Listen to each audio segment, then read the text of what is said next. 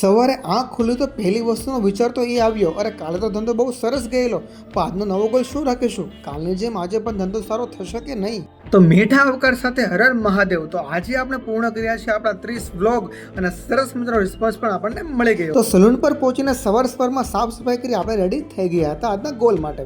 તો આજની અમુક અપોઇન્ટમેન્ટ છે લખાઈ ગઈ હતી અને એ મુજબ આપણે કામ છે શરૂ કરવાનું હતું. તો આજે તો કોઈ આપણે મિની ગોલ નહીં રાખીએ, પણ દરેક કસ્ટમરને એક નવી હેરસ્ટાઇલ એમના પર કેવી રીતે સેટ થાય છે એ આપણે આજે આઈડિયા આપીશું.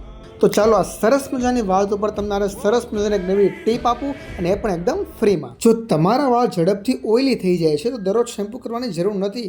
2 અથવા 3 દિવસે એકવાર માઇલ્ડ શેમ્પૂ કરો, જેથી કરીને તમારું સ્કેલ્પ છે બેલેન્સ રહે અને વાળ વધારે ઓઇલી ન થાય. તો પછી આપણે આજના દિવસનું કામ શરૂ કર્યું અને 1 બાય 1 કસ્ટમરને જોઈતું કામ આપણે પ્રોવાઈડ કરવાનું સ્ટાર્ટ કરી દીધું. કેમ કે શ્રી કૃષ્ણ આપણને એવું કહે છે, जब सृष्टि ही परमात्मा है और मनुष्य स्वयं परमात्मा का अंश तो सारे कार्य परमात्मा ही करते हैं, मनुष्य स्वयं कुछ नहीं करता. यही कर्मयोग का मूल सिद्धांत है पार्थ. વાલા એક વાત યાદ રાખજો, સલૂન એટલે ફક્ત વાળ કાપવાનું કામ નથી. અહીં સ્ટાઇલ, કોન્ફિડન્સ અને પર્સનાલિટી શેપ થાય છે.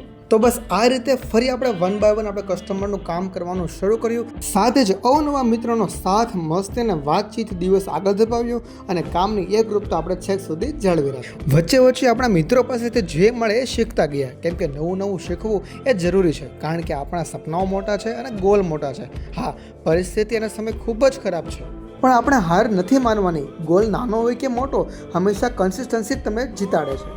તો અહીં આજે આપણો બ્લોગ આપણે પૂરો કરીએ છીએ, કેમ કે જીવનમાં રોજ નવું શીખવું એ સૌથી મોટું રોકાણ છે.